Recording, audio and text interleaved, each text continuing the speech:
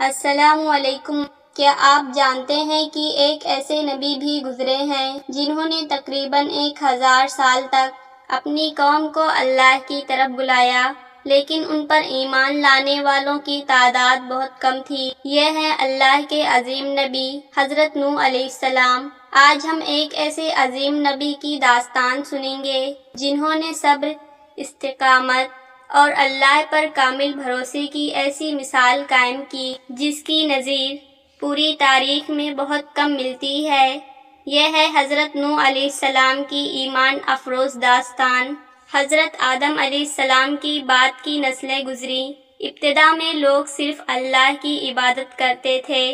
وقت گزرتا گیا اور شیطان نے آہستہ آہستہ انسان کو گمراہ کرنا شروع کر دیا۔ اس زمانے میں کچھ نہایت نیک اور عبادت گزار لوگ تھے۔ جب ان کا انتقال ہوا تو شیطان نے لوگوں کے دلوں میں یہ خیال ڈالا کہ ان کی یاد میں مجسمے بنا لو تاکہ انہیں دیکھ کر نیکی کی یاد تازہ رہے۔ لوگوں نے ایسا ہی کیا، لیکن آنے والی نسلیں حقیقت سے ناواقف تھیں۔ انہوں نے انہی مجسموں کو عبادت کے لائق سمجھ لیا۔ یوں زمین پر پہلی مرتبہ شرک عام ہو گیا۔ ہر طرف بت پرستی پھیل چکی تھی۔ لوگ اپنے ہاتھوں سے بنائے ہوئے بتوں کے سامنے جھکتے تھے، ان سے دعائیں مانگتے اور انہی سے مدد چاہتے تھے۔ ایسے ہی تاریخ دور میں اللہ نے حضرت نوح علیہ السلام کو نبوت عطا فرمائی۔ اللہ تعالیٰ نے انہیں حکم دیا کہ اپنی قوم کو خبردار کریں اور انہیں صرف ایک اللہ کی عبادت کی دعوت دیں۔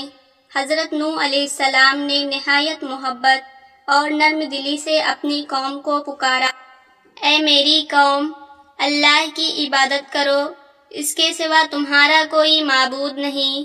میں تمہارے لیے ایک کھلے عذاب سے ڈرتا ہوں۔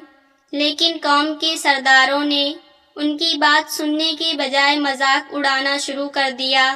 وہ کہتے تھے، تم تو ہماری طرح ایک عام انسان ہو۔ اگر اللہ کسی کو بھیجنا چاہتا تو فرشتے بھیجتا۔ حضرت نوح علیہ السلام نے ہمت نہ ہاری۔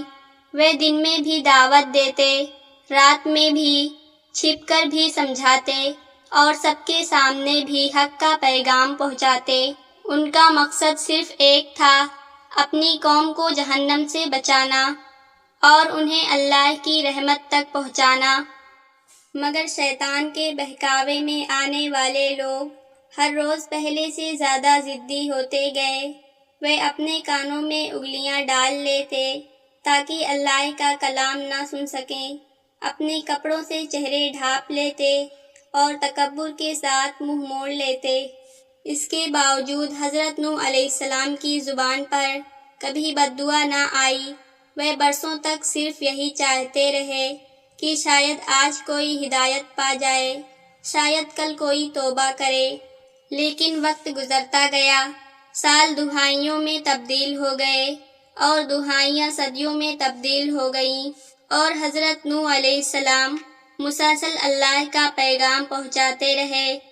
قرآن ہمیں بتاتا ہے کہ انہوں نے 950 سال تک اپنی قوم کی دعوت دی، لیکن ایمان لانے والوں کی تعداد بہت کم رہی۔ یہ منظر انسان کو یہ سکھاتا ہے کہ کامیابی صرف نتائج میں نہیں بلکہ اللہ تعالیٰ کے حکم پر ثابت قوم رہنے میں ہے۔